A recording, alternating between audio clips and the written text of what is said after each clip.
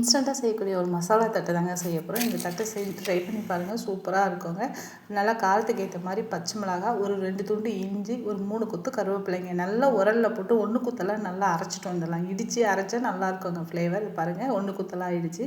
இப்போ வந்து நான் 1 கப் வந்து பச்சரிசி மாவு எடுத்துருக்கேங்க. நல்லா ஒரு அகலமான பிளேட்டில் போட்டுக்கலாங்க. இந்த இடித்த மசாலாவை இதோட சேர்த்துக்கலாங்க. 1/4 டீஸ்பூன் ஜீரகம், 1/4 டீஸ்பூன் எள்ளுங்க. தேவையான சால்ட்டு, ஒரு 2 கியூப் வந்து பட்டர் ஆட் பண்ணியிருக்கேங்க. நீங்கள் தேவைன்னா எண்ணெய் கூட காய்ச்சி ஊற்றிக்கலாங்க.